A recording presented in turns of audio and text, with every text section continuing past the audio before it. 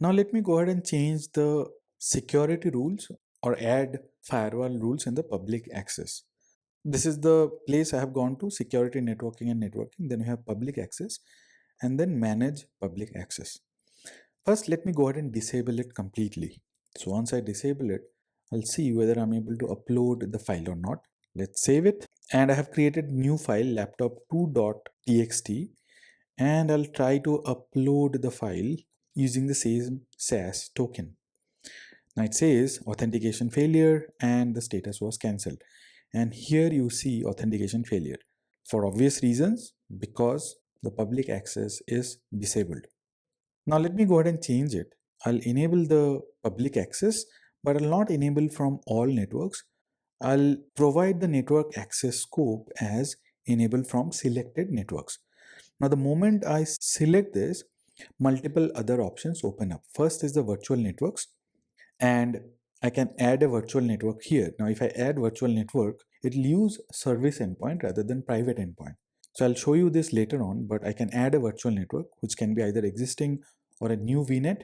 Obviously we have our virtual network, which is 3IAM VNet 1. We'll add it later on. But if I add this, then it will use service endpoint, not private endpoint.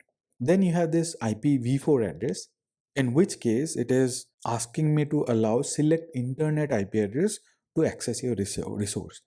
And this is the IP address for my laptop. Let me add it, and that's it.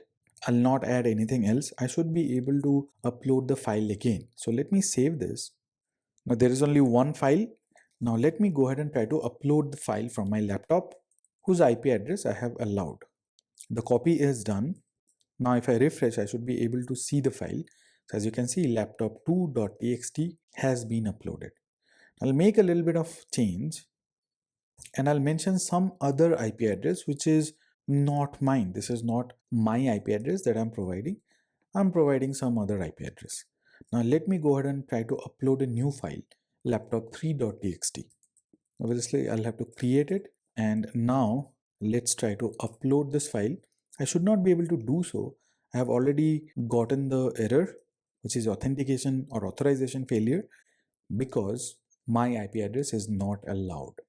Not only from laptop, I'm not able to upload or I'm not able to see anything in the container itself. This is the container, and if I refresh, it is giving me authorization error because I did not mention my IP address, right? The IP address was something else, was not my laptop's IP address. So let's get into the storage account.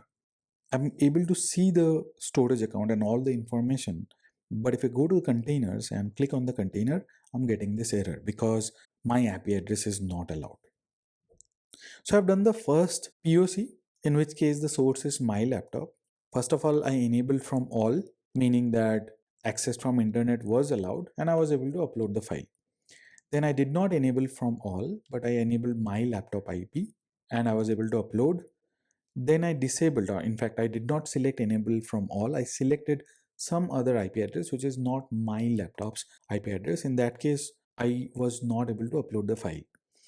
Then I had also disabled the public access completely. Obviously, in that scenario, I was not able to upload any file.